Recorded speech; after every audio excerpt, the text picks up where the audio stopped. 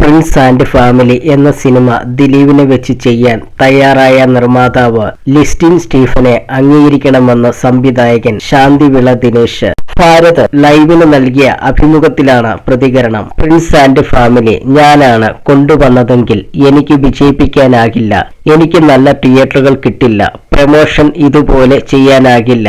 എന്തിന് satellite rate പോലും കിട്ടില്ല. പ്രത്യേകിച്ച് ദിലീപ് തകർച്ചയുടെ വക്കിൽ നിൽക്കുന്ന സമയത്തു കൂടി.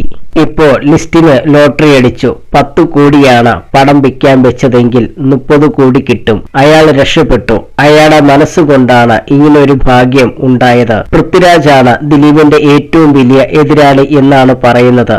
ആ എതിരാളിയുടെ ഏറ്റവും അടുത്ത ആളായ വ്യക്തി തന്നെ ദിലീപിനൊരു റീ എൻട്രി കൊടുത്തു. ഇപ്പോൾ മോഹൻലാലിനും ദിലീപിനും റീ എൻട്രി കിട്ടി.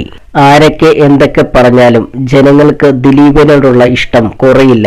ദിലീപിനെ ഏറ്റവും കൂടുതൽ കുറ്റപ്പെടുത്തിയ നിർമ്മാതാവാണ് ലിബർട്ടി ബഷീർ. അയാളാണ് പറഞ്ഞത്, തുടരുവിന് പിന്നാലെ ദിലീപിന്റെ സിനിമയ്ക്ക് കൂടുതൽ ടിക്കറ്റുകൾ ഒന്നിച്ചു പോകുന്നു. ലിബർട്ടി ബഷീറിന് പോലും ദിലീപിനെ കുറിച്ച് പറയേണ്ടി വന്നു. അതുകൊണ്ട് തന്നെ ഇത് ദിലീപിന്റെ പുനർജന്മമാണ്.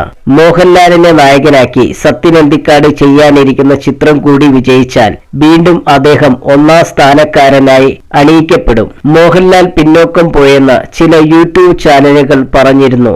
എന്നാൽ താൻ എങ്ങും പോയില്ലെന്ന് മോഹൻലാൽ തെളിയിച്ചതുപോലെ ദിലീപും ജനപ്രിയ നായകനായി തന്നെ തുടരും. മോഹൻലാലിന് എതിരാളികൾ ഇല്ലാത്തതാണ് അദ്ദേഹം നേരിടുന്ന പ്രധാന പ്രശ്നം. കാരണം മമ്മൂട്ടിയില്ല, സുരേഷ് ഗോപിയില്ല, ജയറാമില്ല, ദിലീപില്ല.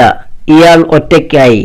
കോമഡി ചെയ്യാൻ ദിലീപിനോളം കഴിവുള്ള ഒരു നടനും ഇല്ല. പ്രിൻസ് ആൻഡ് ഫാമിലി കണ്ടപ്പോൾ തോന്നിയത് മലയാള സിനിമയിൽ ദിലീപിനെ പോലെ കോമഡി ചെയ്യാൻ എതിരാളികൾ ഇല്ലെന്നാണ്. സീരിയസ് വേഷങ്ങൾ കുടുംബത്തിന് വേണ്ടി ചെയ്യാൻ മോഹൻലാലും തമാശ ചെയ്യാൻ ദിലീപ് മാത്രമാണ് ഉള്ളത്. ഇവർക്ക് 2 പേർക്കും എതിരാളികളില്ല.